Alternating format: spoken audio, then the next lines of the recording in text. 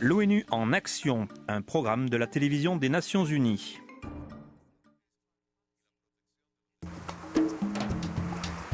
Avec les palmiers qui se balancent dans le vent et les vagues qui clapotent sur la côte, on se croirait au paradis. Mais depuis plus de 14 ans, cet endroit est un enfer. Le Libéria, pays d'Afrique occidentale, a été dévasté par une guerre civile sanglante qui a commencé au début des années 90. Près d'1/4 de personnes ont été massacrées, mais lorsque le carnage a finalement pris fin en 2003, un groupe qui avait joué un rôle très important s'est distingué. Ce sont les femmes qui ont relevé le défi. Ellen Johnson Sirleaf est la présidente du Libéria et la seule dirigeante d'un pays à avoir été élue en Afrique. Elle dit que les femmes se sont ralliées sans relâche pour la cause de la paix. Elles se sont assises tellement de fois au soleil et dans la pluie, elles ont obligé le président à venir à des réunions, elles les ont obligées à faire la paix. Comme elle le dit, c'est leur force qui a pavé la route pour les femmes d'aujourd'hui au Libéria. Ceci est donc l'histoire d'une nation qui a une fois de plus bénéficié du pouvoir des femmes pour aider à reconstruire cette fois-ci la sécurité de la nation et réinstituer le respect de la loi. La présidente a fixé un but. Il faut que 20% de toutes les forces de sécurité du Libéria, dont la police nationale, soient des femmes. Nous envoyons ce message aux femmes.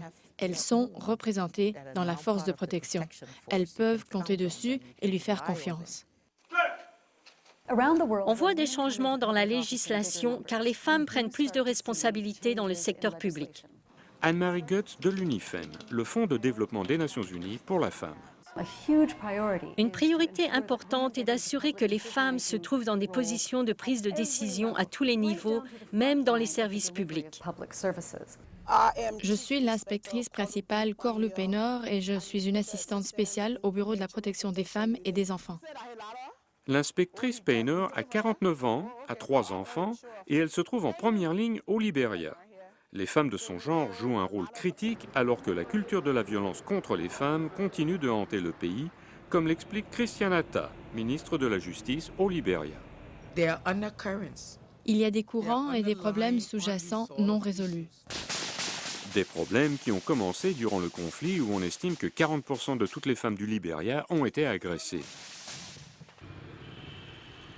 Aujourd'hui, le taux de violence sexuelle demeure extrêmement élevé et près de la moitié des victimes de viol ont moins de 15 ans. Ce fait est accablant pour l'inspectrice Paynor qui doit s'en occuper tous les jours. Nous devons enquêter sur des cas récents. La victime a quel âge? 5 ans. 5 ans. Mais avant qu'il puisse en finir, un autre cas arrive. C'est une enfant qui a, soi-disant, été battue par un parent. On l'a trouvée sous un arbre. Quand est-ce que c'est arrivé? Il y a 5 ou 10 minutes. Est-ce que cet enfant vous a raconté ce qui s'est passé? Elle n'a encore rien dit. Paynor se dépêche de commissariat On arrive. Nous serons bientôt là. en commissariat Vous êtes déjà venu ici? pour enquêter sur un cas après l'autre. Mais il n'est pas facile de garantir la justice aux victimes dans ce pays d'après-guerre. Et les femmes du Libéria se sont exprimées une fois de plus. Cette fois-ci, elles ont exigé la création d'une cour spéciale pour les crimes sexuels et elles ont eu gain de cause en 2008. Cette cour s'appelle la Cour criminelle E, la première de son genre en Afrique. Mais les experts pensent que l'implantation d'une sécurité véritable ne fait que de commencer dans ce pays, car d'après eux, la clé du succès réside dans la continuation de l'investissement du pouvoir chez les femmes. Tout peut changer quand les dirigeants prennent des décisions et quand ils ont le soutien des femmes. C'est une leçon pour le reste du monde. Je suis très très fière. Je suis fière des femmes. Les femmes du Libéria sont des femmes très résolues.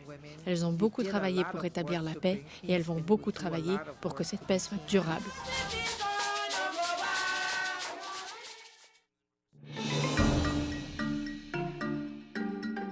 Ce reportage a été préparé par Andy Guiteau pour les Nations Unies.